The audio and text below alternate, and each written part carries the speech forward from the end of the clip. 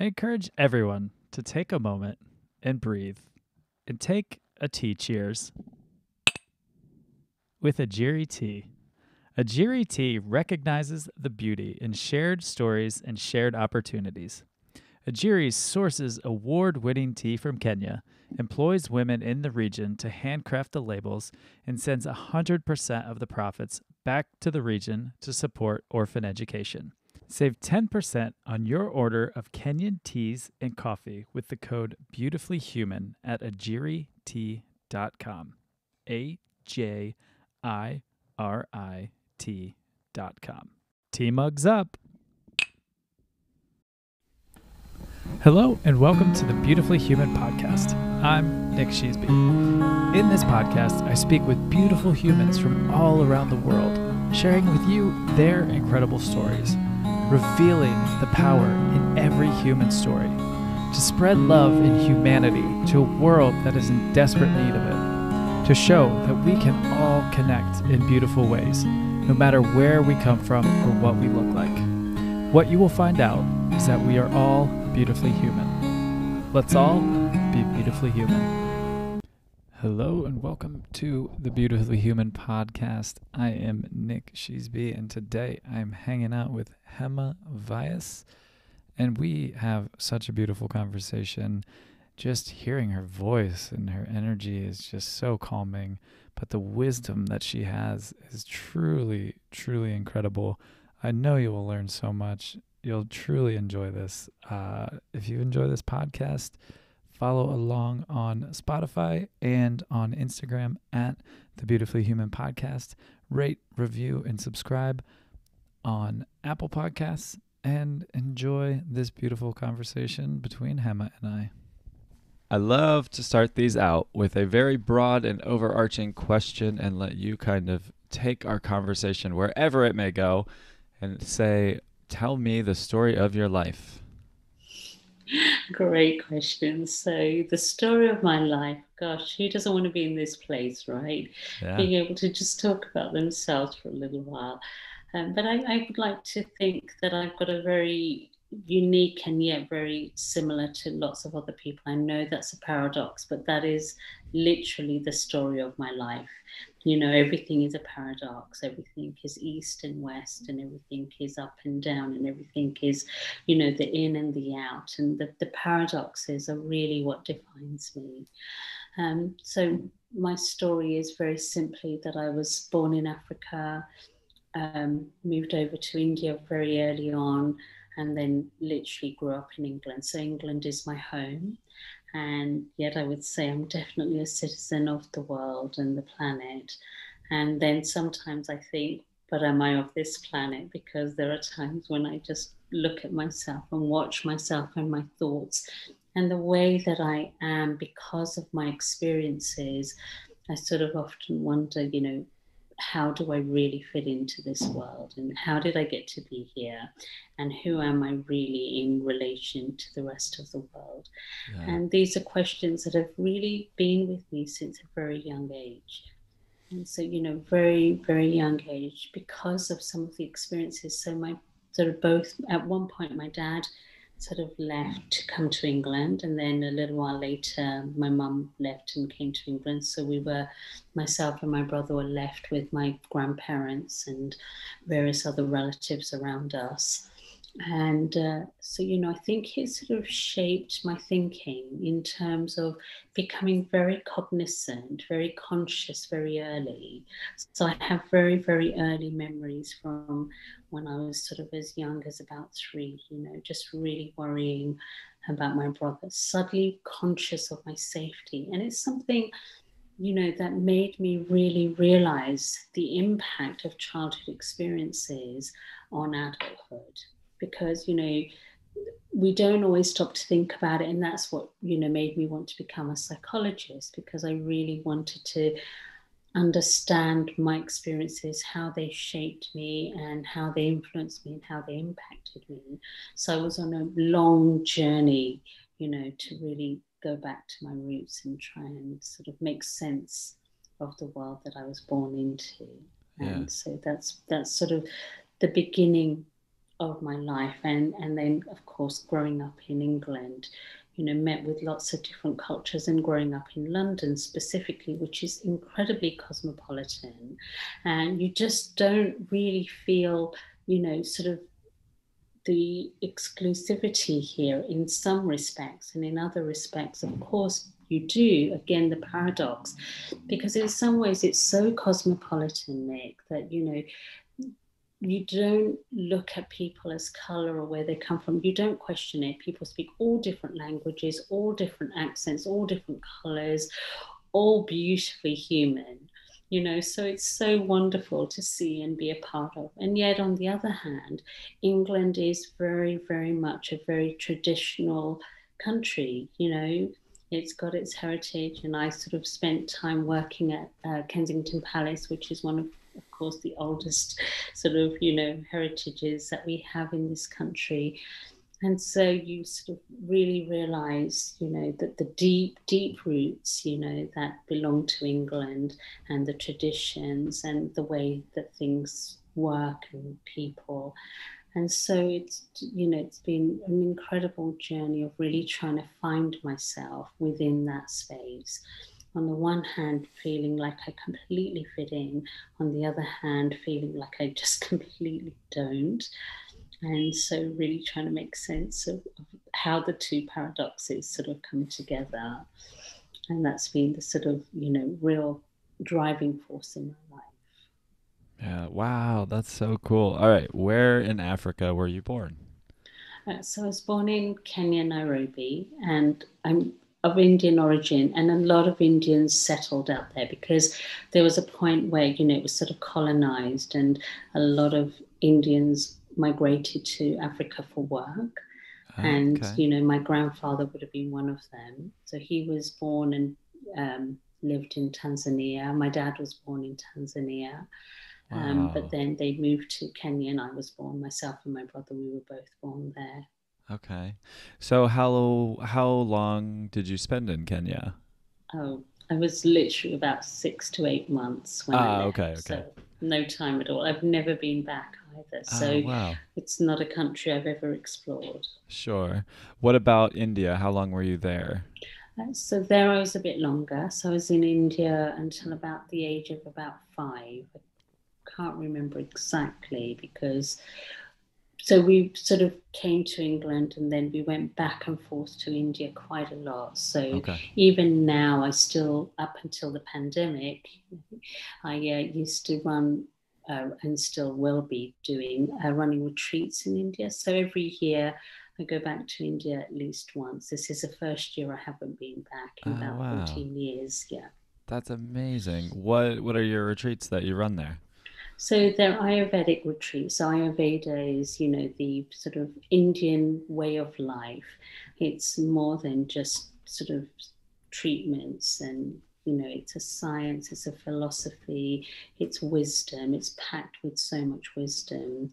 And so the retreats are really Ayurvedic. So I do yoga, I do jnana, Raja Yoga, which is popularly known as Kundalini Yoga, Hmm. meditation.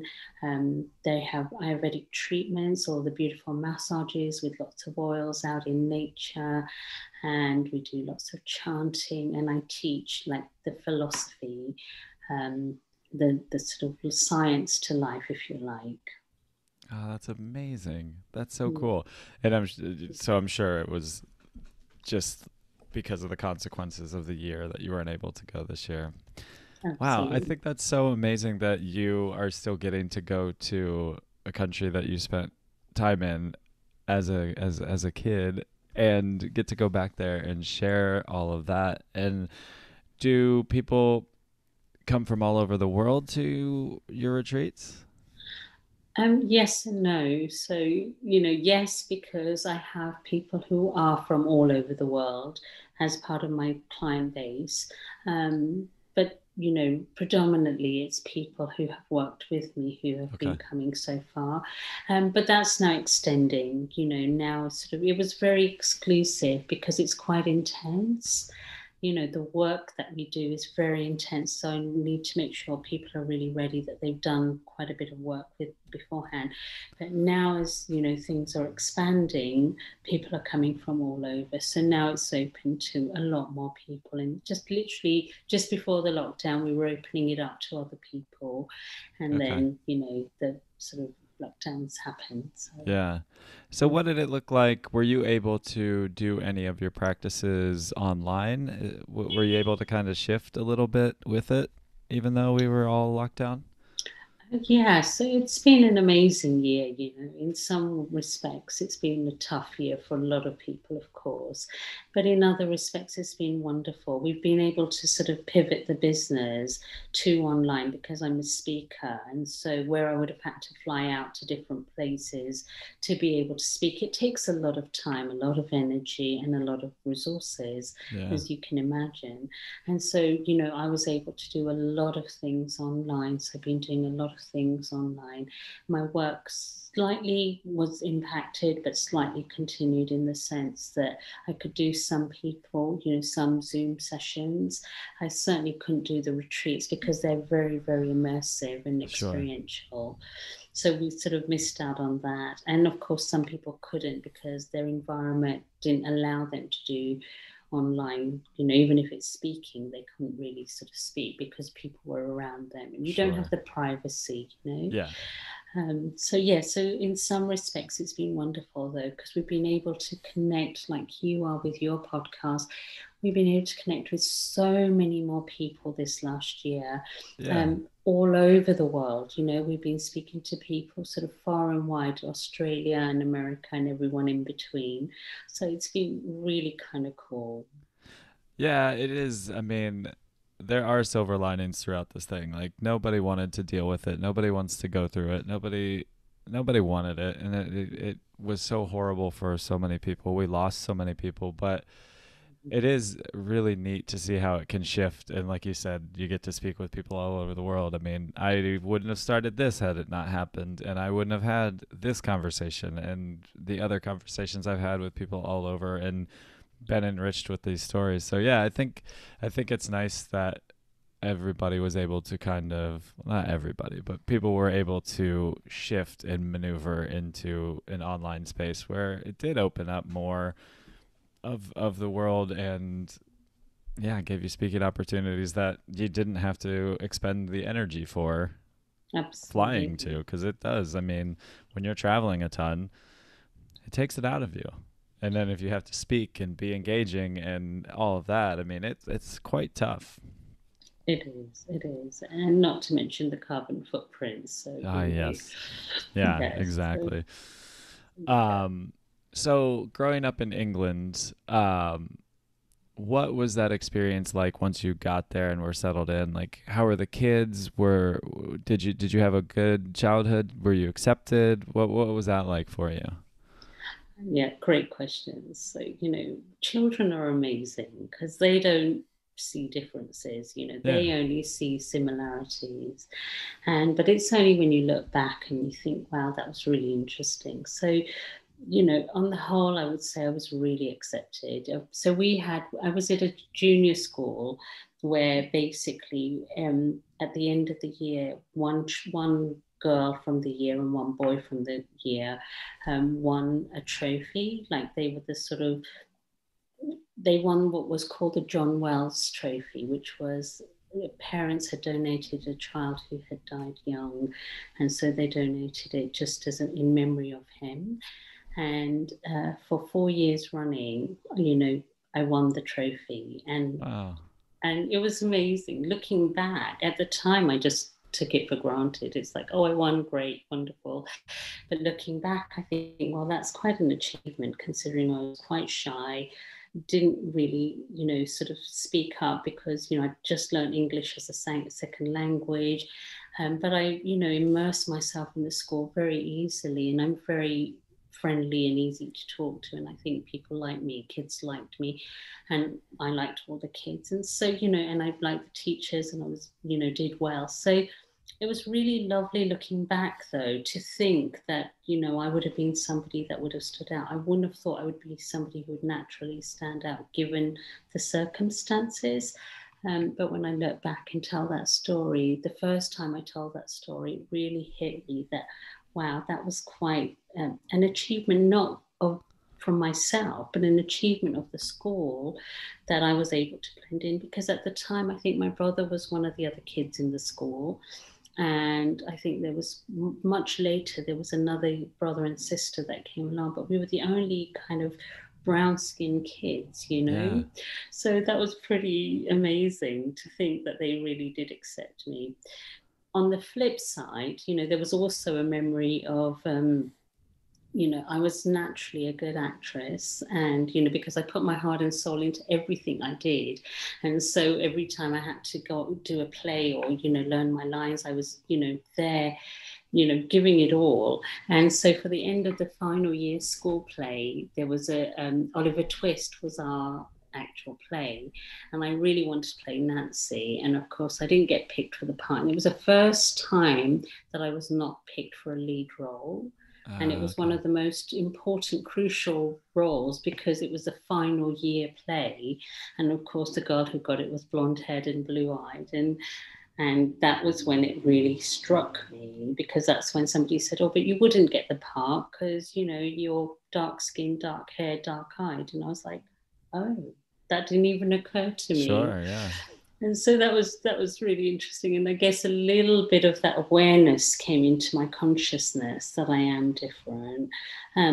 But, on the whole, I would say it was really, really not obvious in any way. But after that, I did notice that there was definitely a gravitational pull towards more of the foreign people in the next school when I went to the secondary school.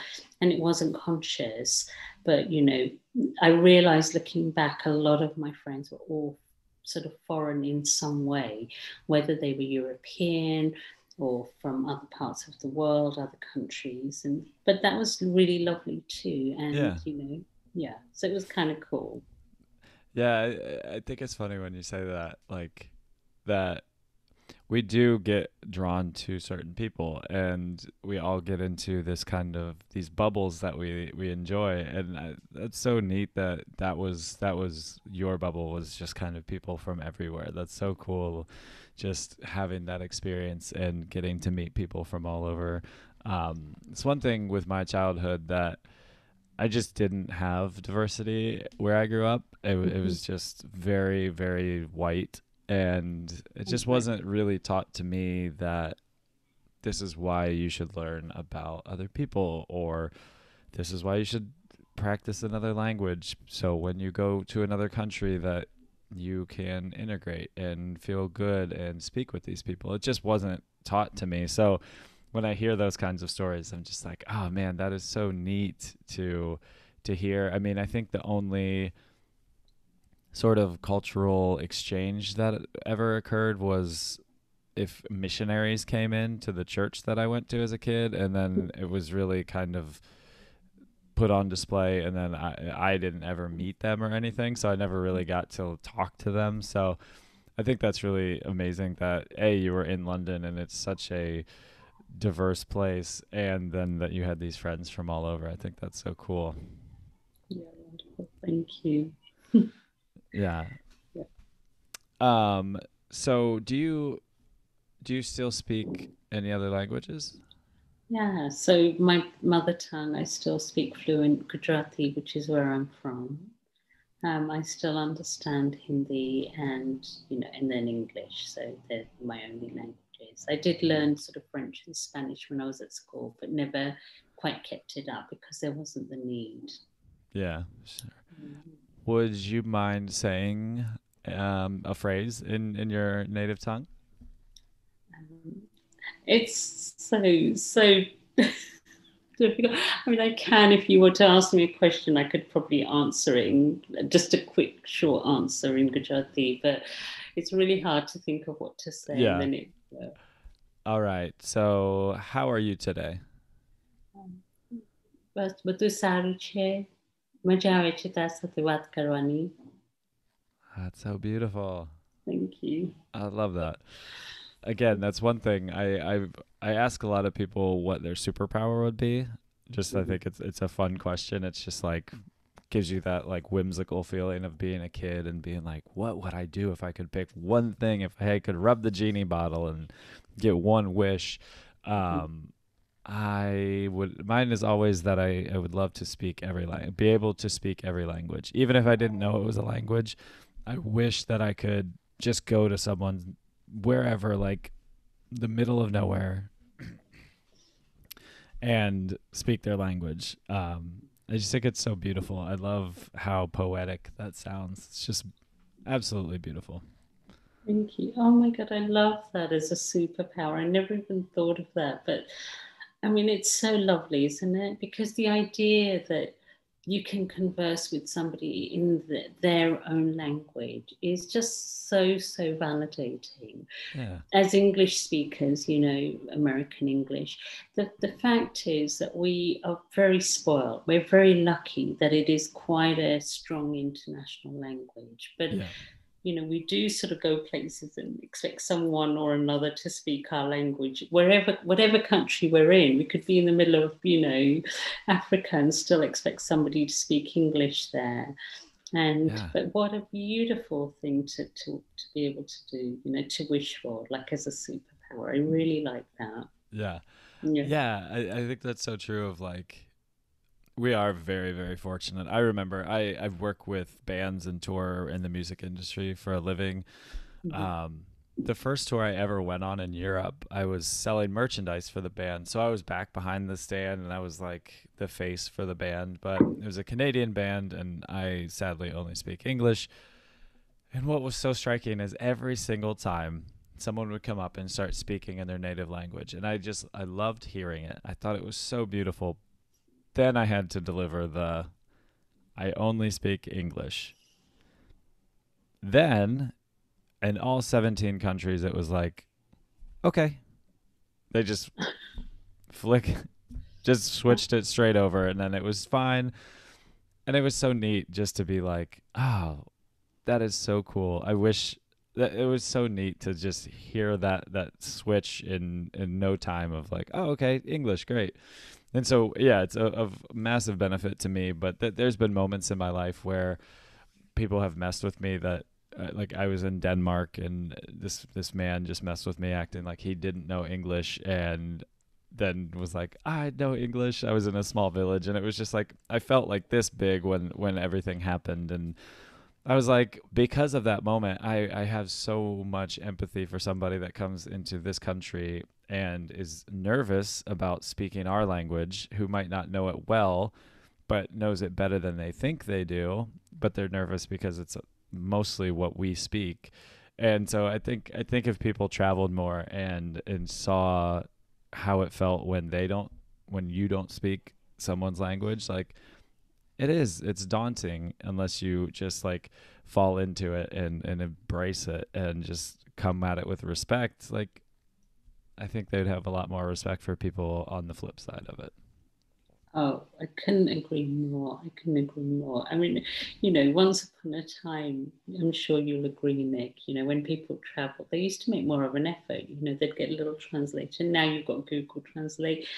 But now we've become more and more kind of like, oh, does anybody speak English? And Yeah. it's a shame because we should make more of an effort, when we go somewhere. And it's really good for the brain. It's really Yeah. good for the heart. Yeah. Yeah. Speaking of the heart, you do a lot of heart work with the heart. I was reading through your bio. The one thing that stuck out to me, I thought was really neat, is, and I just wanted to ask you about it. A very vague part, but heart wisdom. Mhm. I think that's a really beautiful way to put what the heart does, because usually you think of a wise soul or your brain is wise, but I really think I don't know if I've heard heart wisdom before. So can you speak on that for a minute? Yeah, I'd love to. Oh, that's nice of you to say so. Thank you. Appreciate Yeah. that. Yeah, I've never really thought about it, but heart wisdom, because anything we experience once it's fully metabolized, becomes knowledge, and anything that is experiential knowledge for me is wisdom, and so the heart does contain wisdom, because the heart knows everything. As far as I'm concerned, my experience with working with the heart is both a mirror and a magnet. It mirrors everything we're holding on to that is not true, that is not wisdom, and it keeps throwing experiences back into our lives so that we process the truth. And if we don't, then the same lessons will be given to us again and again, and they get sometimes a little bit stronger, the knocks get a bit louder, because the heart's really, really benevolent, and it's simply trying to say, this is something you need to look at. And when you really look at it, when you have the courage to face it, when you have the courage to deal with it and confront it properly, then it turns into wisdom. Because behind any sort of thing that we're holding on to that is toxic or negative or, causes us pain, there's an untruth.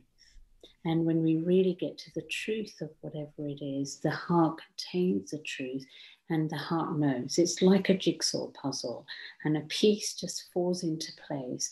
And when it falls into place, the heart just expands with wisdom, and that wisdom becomes, what we then mirror out into the world. And so when you see people who are really blessed, and you look at people, you go, God, how come that person's life is suffering so much and they're struggling? And then this person is incredibly blessed, and whatever they do, somehow, they do well, or it turns out right, or somehow things work out for them. What's the difference? And I would say heart wisdom. The difference is, one person hasn't metabolized what is not true, and the other person has metabolized more of what is true.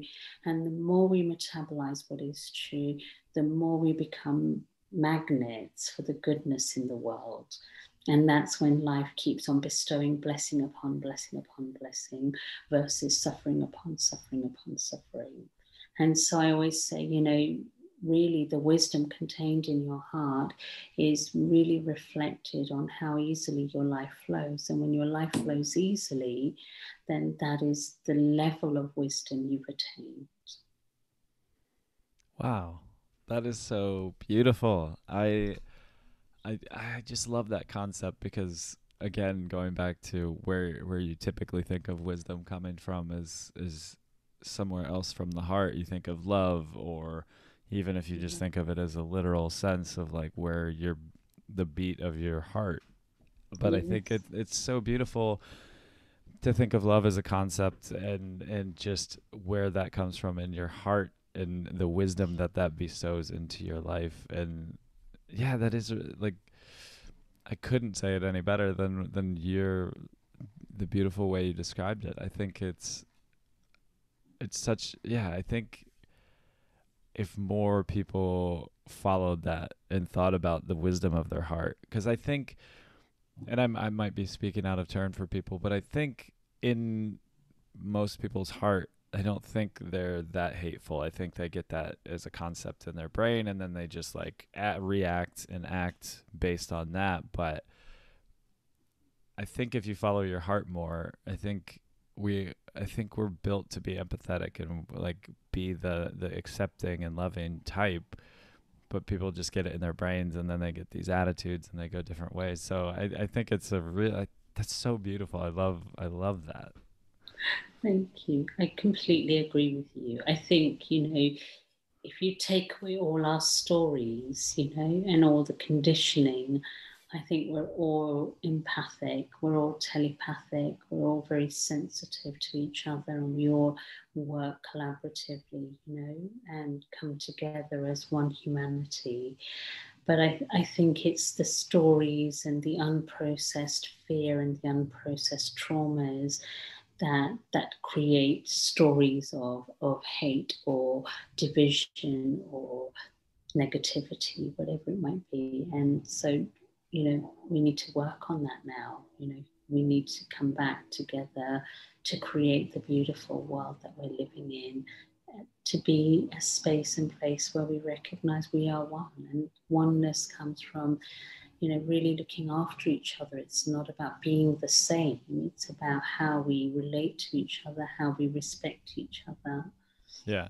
So, Yeah, and that's such a true point. I think also people focus on being the same, and it's like, no, like let's celebrate our differences. Like we are all, like my podcast says, we're all beautifully human, and that's just the truth. Like we are all human, and beautifully human means every part of your human person makes you beautiful. But it's really amazing when you can celebrate our differences, because that's what makes this world go round. If we were all the same and just robots, it wouldn't be culturally diverse. It wouldn't be there wouldn't be anything different. We would all do the same thing. We'd have the same interests, and it'd be really boring.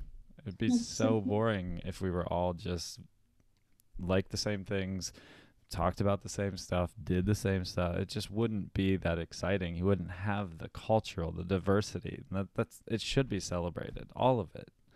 Absolutely. Well, it's what keeps us interested, right? Yeah.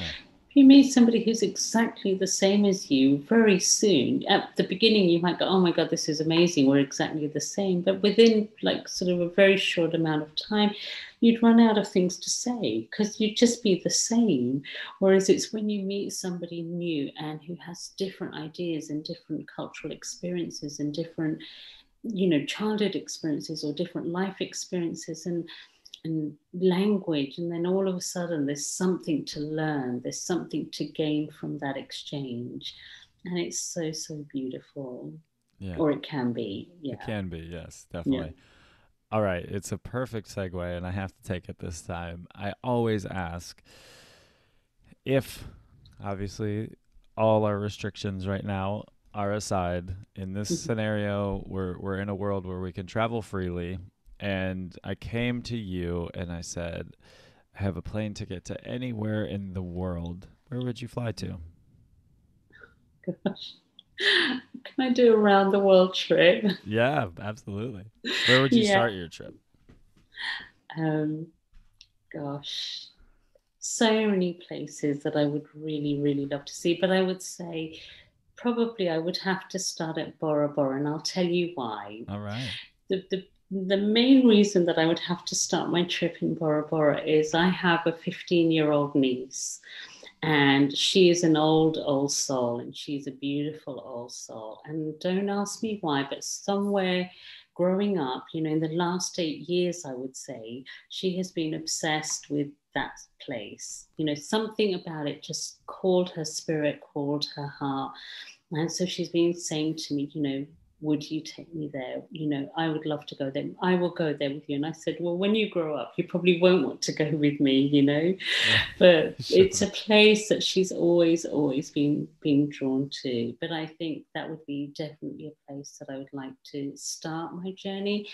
I would love to explore, certain parts of Southern America for sure. I've been to lots of parts in America, which I love, but Southern America, I think definitely where there's sort of more the indigenous people, some of the more sort of indigenous tribes.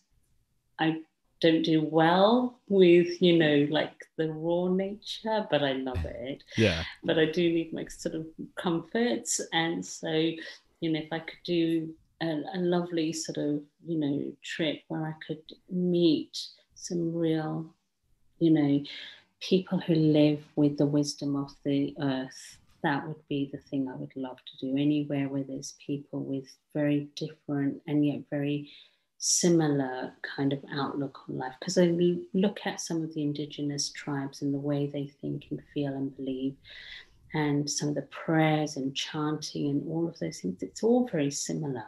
Yeah. It's different because it's their history, it's their culture. But you look at the science, or you look at, the intention behind it, and it's so similar. So I think that would be the thing I would love to do. To connect with some of those people. Yeah, I love that.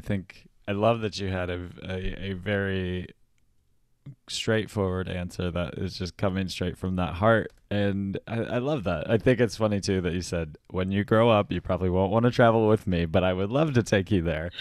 Yeah. Yeah, Bora Bora. That's a fun one. I love that it just called to her that that's the beautiful part about this question is at any point in our life, and obviously it changes, or you're someone like me who I would answer it with that same question, the same answer you did of like, can I just go everywhere? If that's the option, can I just have a ticket to all places? Which is the perfect answer. But every answer is so neat because what draws you in as a kid? I remember as a kid, I was fascinated with Helsinki, Finland, the architecture, something about it just really spoke to me. And then when I finally got there, I was like, oh my God, this place is amazing. I absolutely loved it. So it's just funny as like a kid growing up in Ohio is like, oh, Finland speaks to me. And then your niece is Bora Bora. It's so neat like where in the world calls to us. And it makes a lot of sense when you were speaking about learning from the people who live off the earth. I mean, I can't I think coupling it with my want to speak languages, I would love to go there and know the language that they speak and then learn from them. I think that would be amazing. But the experience just in life of going to those indigenous people and just like soaking in, it's truly incredible to see civilizations like that and people that are still doing that to this day. It's really amazing. Oh, absolutely. And yes, I think there's nothing quite like being able to go to a native place and, where and speak in the native language, because it allows you to be fully immersed. You're not missing out. When you only speak your language, and of course, you'll always find somebody who will speak or translate or whatever, but you miss out on the nuances, don't you? Like when you're sitting in a cafe and you hear the conversation next to you, or walking down the street and seeing signs or whatever it might be. So yeah, that would be really cool. I really Yeah. agree with you. Yeah. I love that you said sitting in a cafe because it's one thing that I miss so much about traveling is just sitting in another country and listening to whatever languages are flowing over my head. And it's just like, yes, I would love to be able to catch words and be like, oh, I know that one. But I do love just sitting in this poetic symphony of languages that I have no idea what they're talking about. And it's so beautiful. But also, yes, I do sit there and go, damn it, I wish I knew what they were saying. It'd be super fun. Um, Exactly. what is the most surprising place that you've been to? A surprising place. Oh gosh, that's a good question. Gosh. I mean, to be honest, I don't know that I've been surprised yet. Okay. Because, I mean, I grew up, so my dad worked in the airline industry.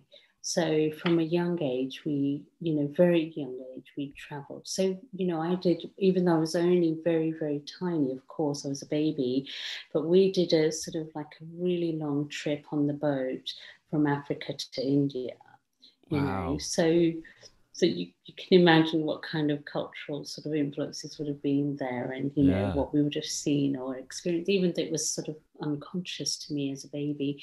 And I grew up traveling a lot, so we did travel quite a lot, so I just took it all in my stride, took it all for granted. And I'm not an adventurous person in that way of traveling, because I just do like my creature comforts, if I'm really Yeah. honest. So I've of all the places that I've traveled, everything's been fairly sort of safe for me, So I've always gone places where I feel I can be safe. I haven't gone out like explored, because I'm vegetarian as well, and I would feel very uncomfortable being in a country where I couldn't get vegetarian food. So I've Yeah. never traveled to places like China or Vietnam, or sort of those sort of places, or somewhere off the beaten track.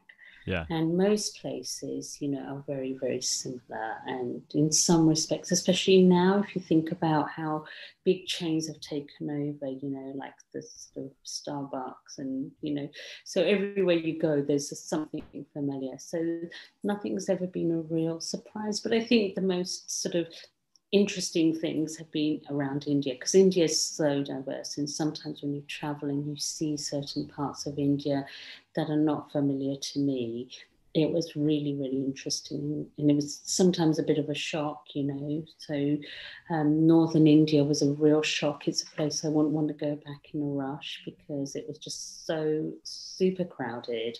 Yeah. You've never seen so many colors. You've never smelt so many smells, and some of them weren't necessarily pleasant. You've never seen so many people. And despite being Indian, I remember the experience of actually standing out like a sore thumb there more than I ever did in England.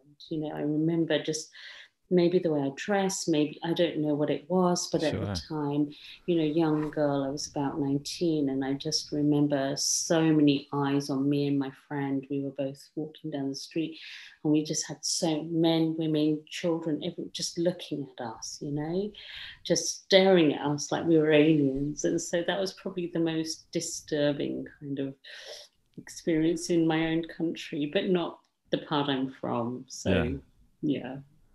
Oh man, all of that just like gets me excited hearing stories of travel and like those feelings that you get in the certain places that you go to. And I'm actually vegan, so I can fully understand traveling to places where it's like, what are we going to eat? Exactly. It's tough. I my partner and I went all around like northern, like Finland, northern Norway, and then we went through the Baltic states. And one common food that we loved to go to, mostly because we just love the food, but also because it's very friendly for vegetarians and vegans, is Indian food. I mean, we've eaten Indian food all over the world, and it's so good because it's just something I absolutely love anyway. But also it was just very nice because like its majority can be vegan or vegetarian. So that's one thing I can fully understand. Like, I have aspirations to go anywhere in the world, but it does guide you to certain places more because of that, of like where what are we going to eat, especially with being vegan. It's even harder. So I can fully understand you on the traveling to places that are not the most friendly for that. Absolutely.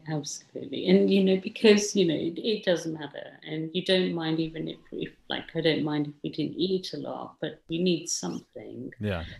Just something. And some places you just couldn't even think about it. So yeah, it does change, but now obviously that has changed a lot, in more recent years, and more people are becoming vegan or more conscious. And thinking back to my sort of growing up childhood days, it wasn't so common.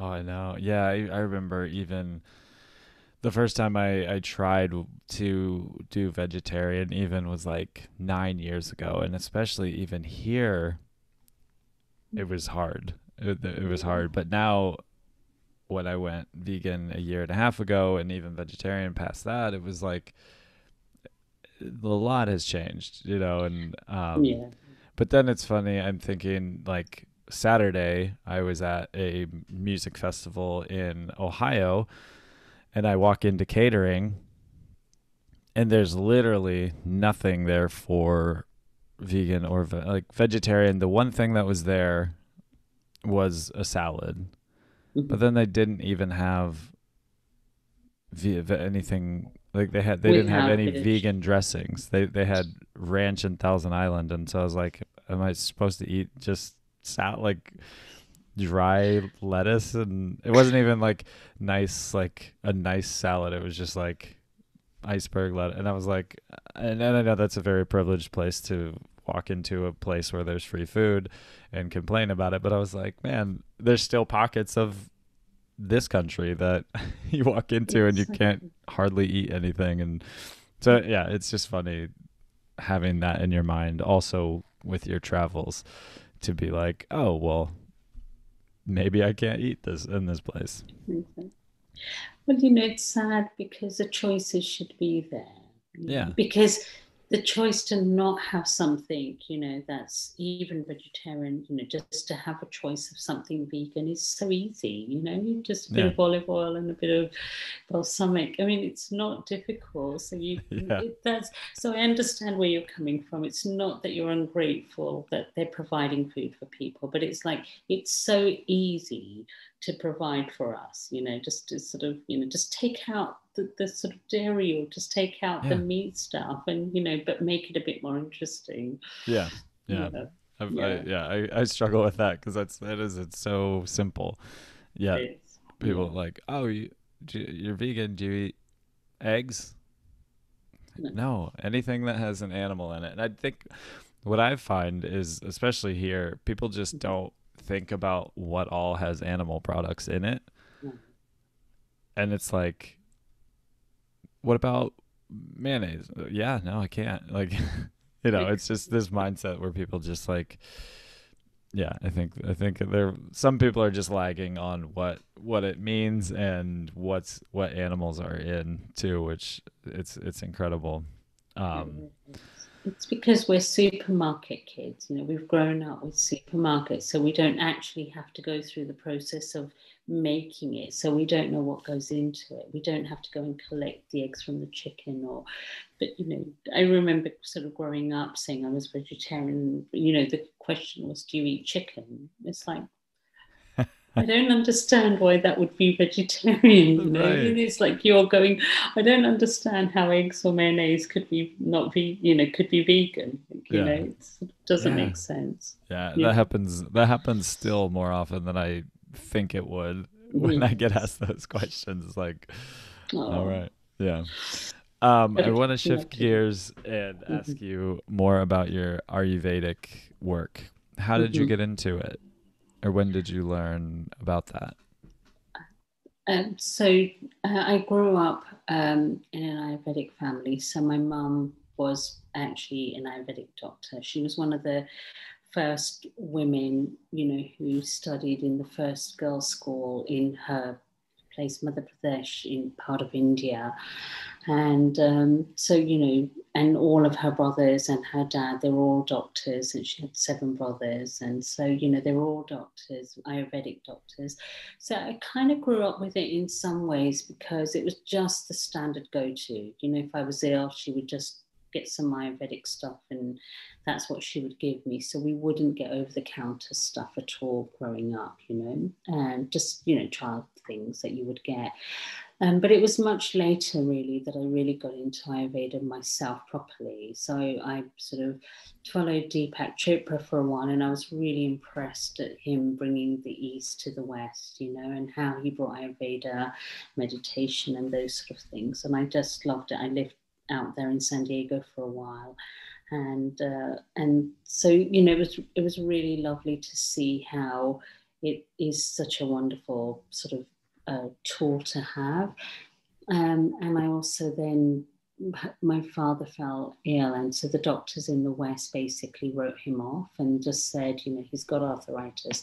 He was 50 at the time, and I'm like, I don't think this is arthritis. Wow. Yeah, and gradually his ability to walk sort of declined, and over time it got really bad. And I was like, no, my heart just says, this is not right. What they're saying is not right. And so convinced him to go to India and get proper Ayurvedic treatment, because at the time you couldn't get real Ayurvedic treatment in England. Few people were doing massages and things, but not the proper diet, the full spectrum, the diet, the yoga, the massage, everything, bringing the body back into balance. And so took him to India, and within 6 weeks he was walking and running.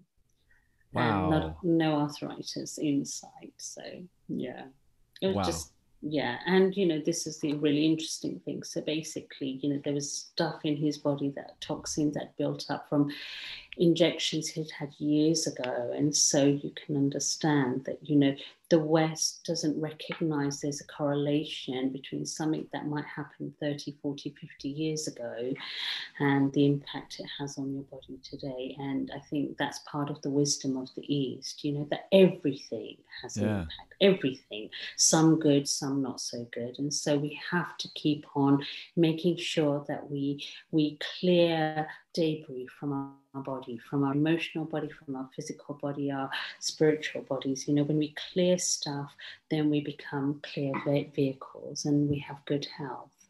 And so it was really amazing to see that it was simply diet. It was simply, you know, doing yoga every day, breathing, having massages that got him right back on track. This is 10 years declining, 6 weeks back to good health, you know. And so, wow. And that just convinced me. And I already was studying, already knew about it, was already doing meditations and already using a lot of the philosophies. But that just really made me go, I love Ayurveda and I want more people to experience it. And I started doing my retreats and inviting people and saying, you know, it's more something we should do every year, because every year, if you have a detox, then you're going to be functioning so much better, you know, than if you just go as a holiday, you know, as a tourist to experience Ayurveda.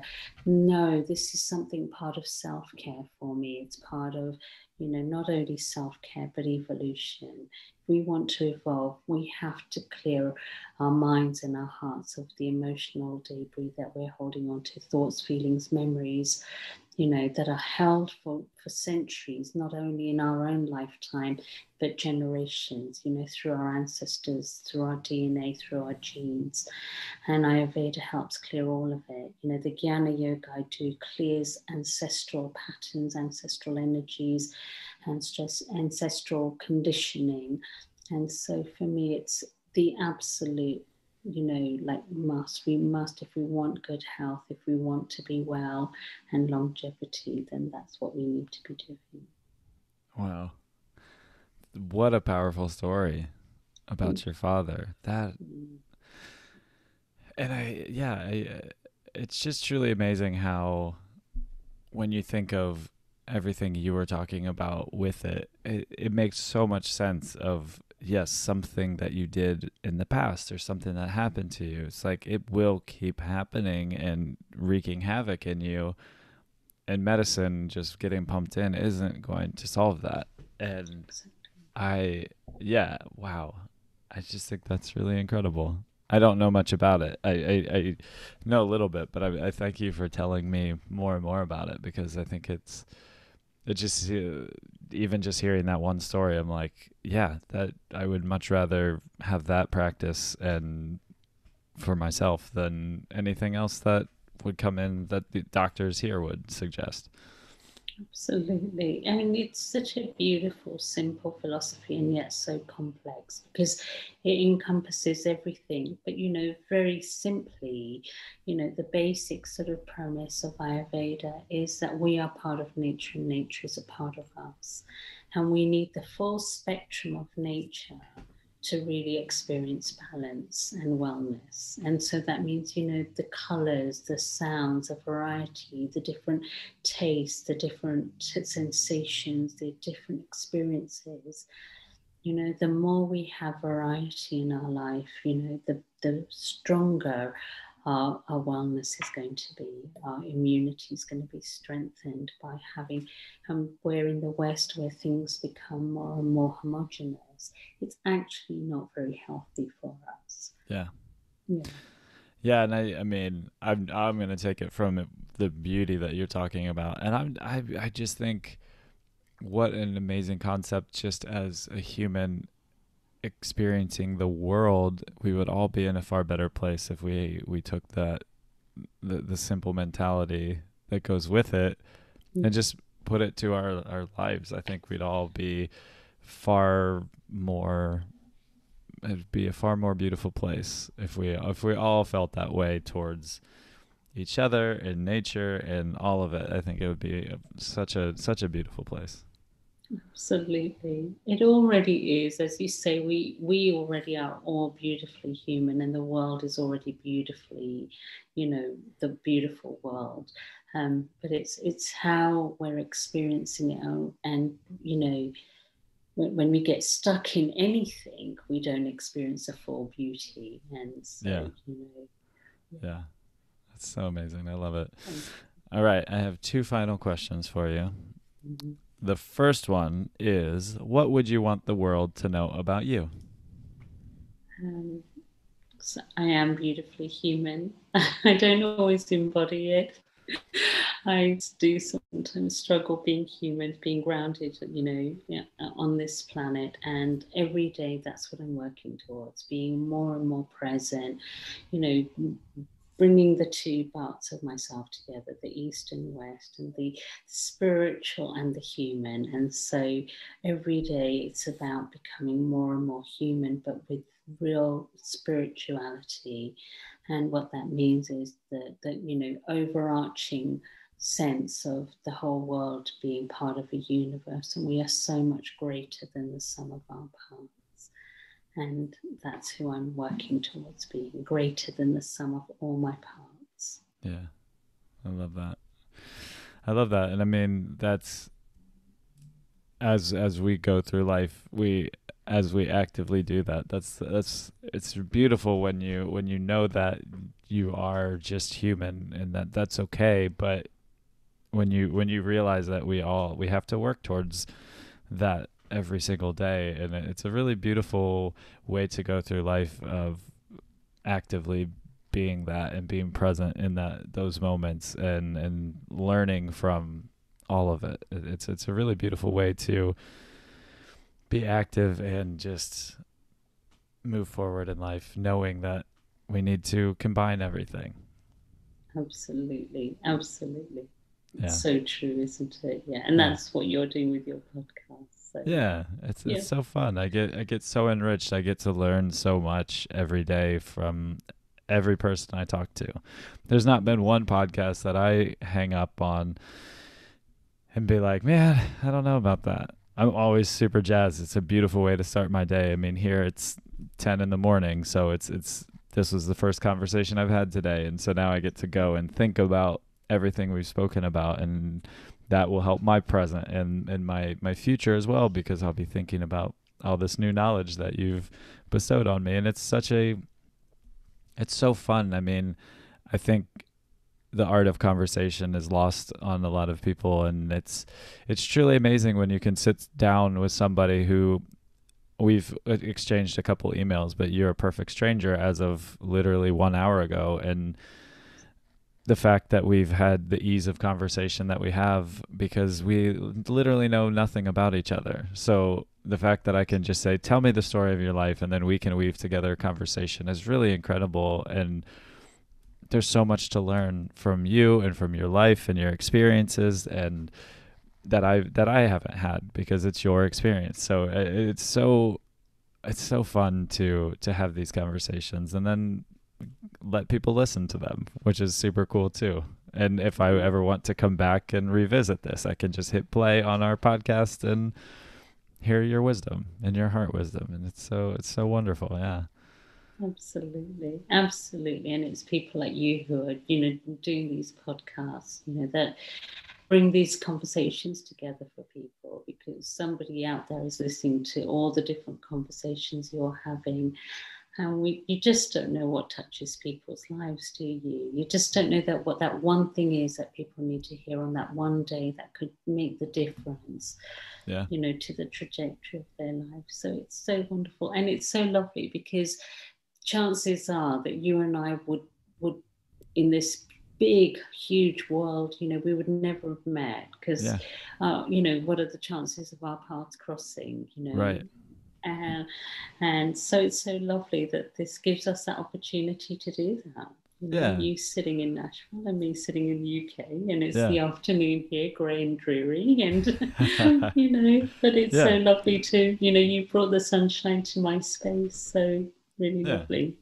Yeah, it is. And even if we're not judgmental people, like this certain types of places I go versus where you go, I mean, yeah, the chances of you and I actually running into each other and then having this conversation organically probably wouldn't have happened. So I'd love, yeah, it's just so neat that now I have this space where I can have these conversations with people and just truly, truly enjoy humanity and grow in myself, and then just spread ripples into the world. I mean, almost 3 years ago now, I almost lost my life because of my alcoholism.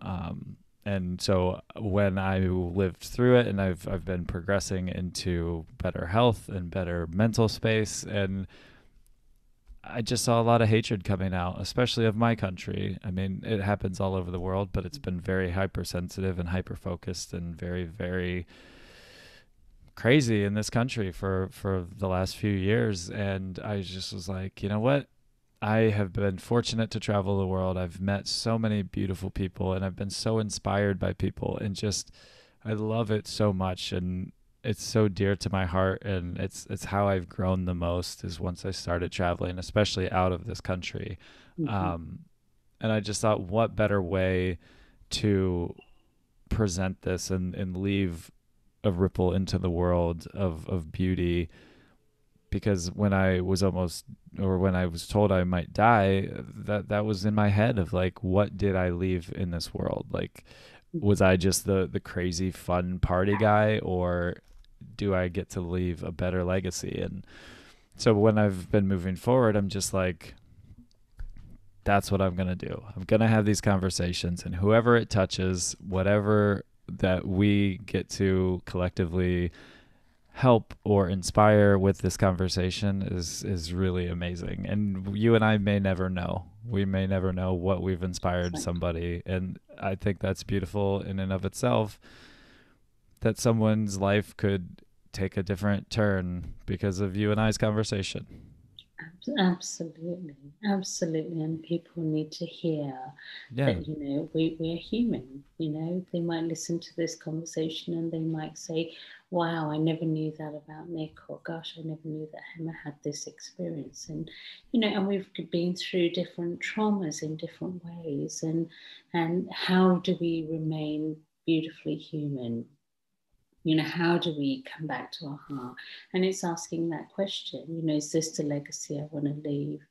And, obviously the answer was no. You wanted to get your life back on track, and, and because obviously there was something there that, the alcohol would have been supporting, like a crutch. And it's like, how do we get out of that space? And doing something like this is just beautiful. Yeah. It inspires you.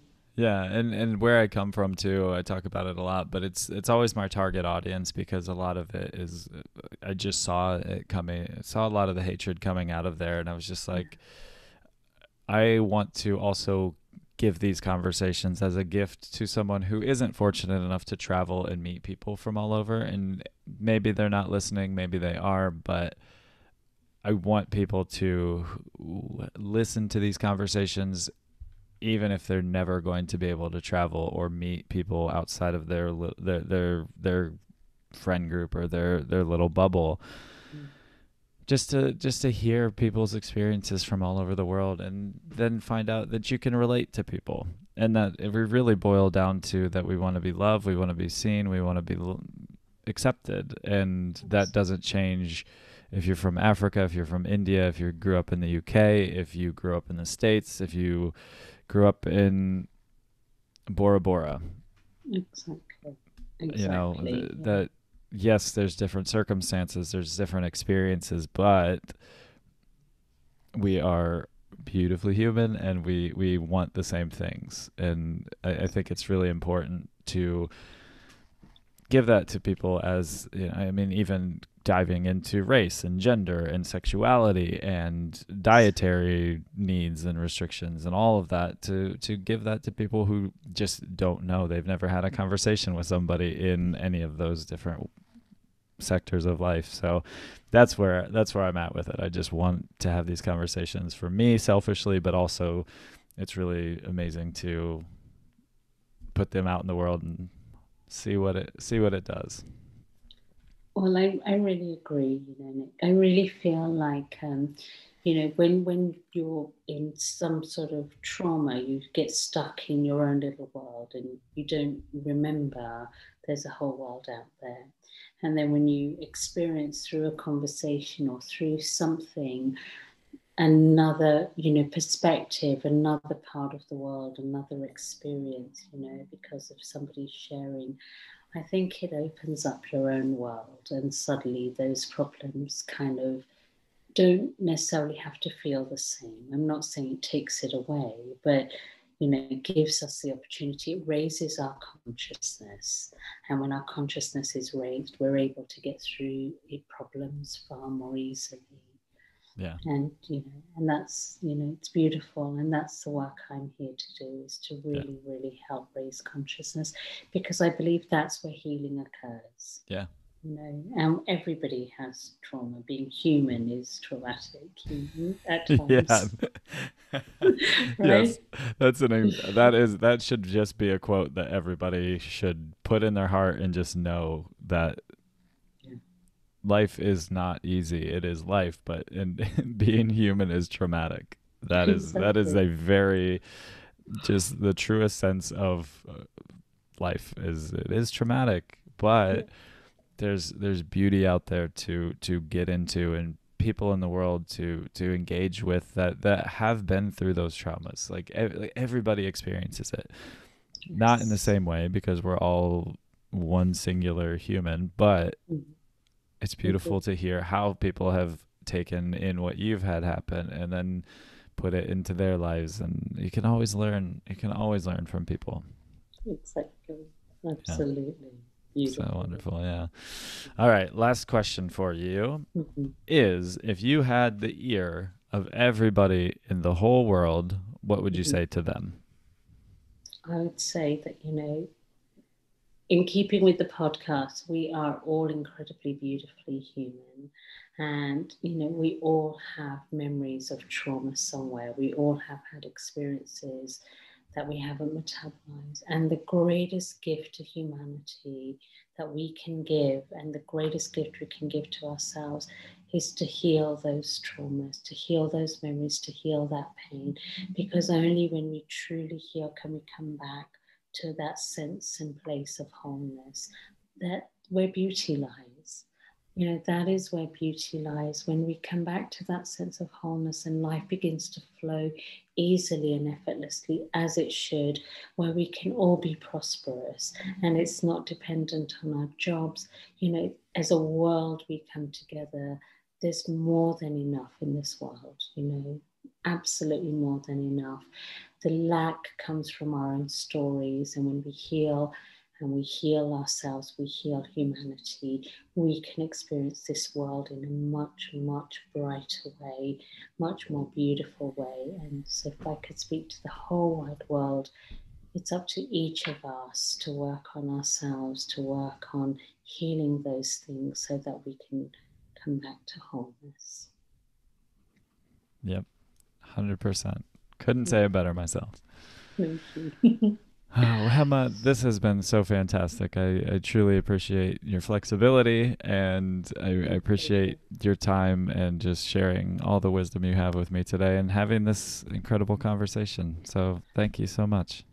Thank you, and I really appreciate your time and for doing this, and and having me on your podcast. It's been such a pleasure. Really love the conversation. Yeah, it's been a beautiful way to start my day. I will leave and just be super energized from this conversation. So, well, I wish you and your listeners a great week, and wherever they are, whenever they listen to this. Yeah. Thank you so much. You're so welcome.